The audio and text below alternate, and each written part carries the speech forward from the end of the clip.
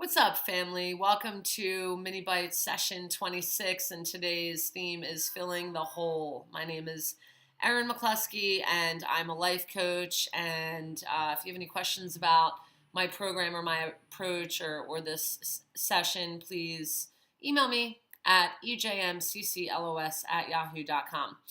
Well, family, it's been quite a week, and this is a topic that has come up a few times.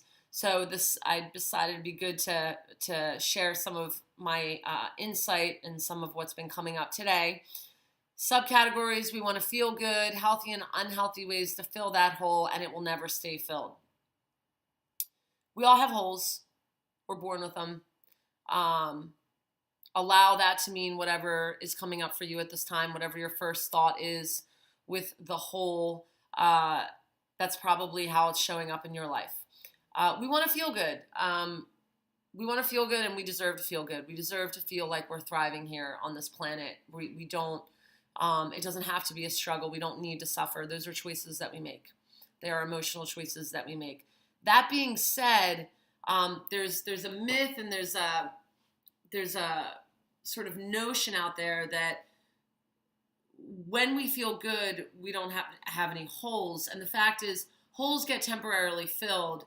But it's not like one night I make a choice to fill that hole and then it stays filled. It's a daily practice. So we want to feel good, and even when we're feeling good, it's important to keep in mind that the hole is still there. It's just being fed. It's being nourished at that time. There are healthy and unhealthy ways to fill the holes. We all do it, myself included. I've tried a lot of healthy ways to fill the hole, and I've also tried a lot of unhealthy ways to fill the hole. So just awareness of that. Nothing to judge, simple awareness that sometimes we're going to choose healthier ways to fill the hole, and sometimes we're going to choose unhealthy ways to fill the hole. It will never stay filled. Really, this is a daily practice. It's not, it's like going to the gym. You know, you get a gym membership, step one. You go to the gym for a week, step two. You stop going after week one. It's just like anything else. The muscles are not going to continue to develop. The calories are not going to continue to get burned.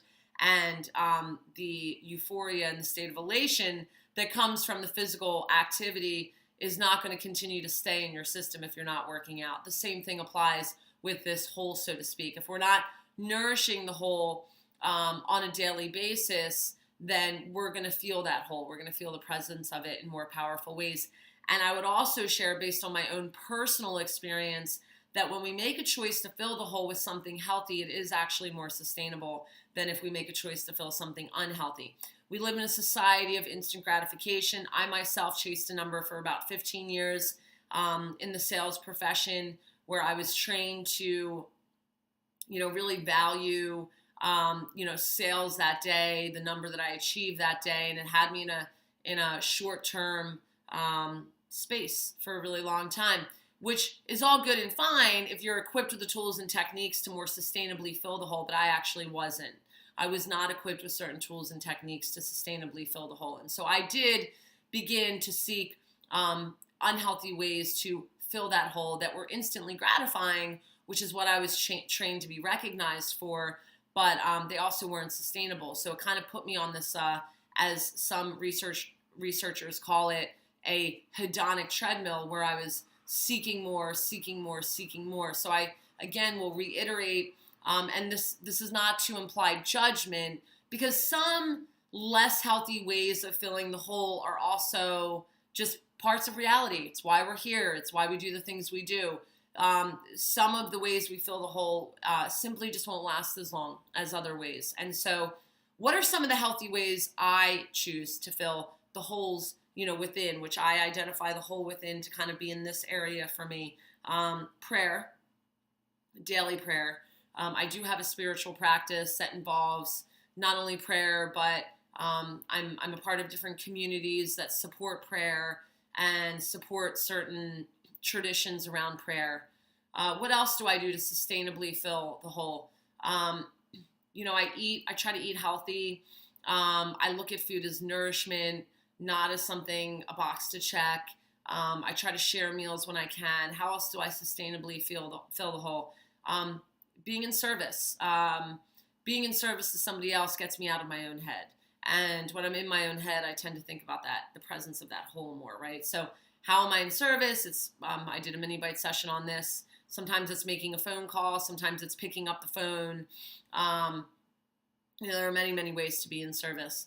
Another way that I fill the hole in healthy ways is the way that I talk with myself. So through my practices, I pay attention to things like negative self-talk.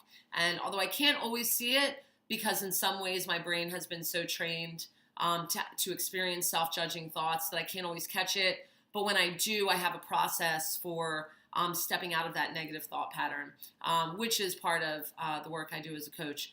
And so these are just some examples of how I fill the hole in healthy ways, and it's a constant daily practice. On a daily basis, I am working with anywhere between 7 and 12 techniques to maintain a certain state of well-being. It's not necessary for you, family, to have to do so many techniques, but because this is my world and my livelihood, I take a few additional steps to ensure that I can be fully present for my clients. So that being said, it's a daily practice, and when that hole feels filled, it's time for me to continue to fill that hole, and as a result, the cup overflows. Thank you so much for your time today. Love you all. Enjoy.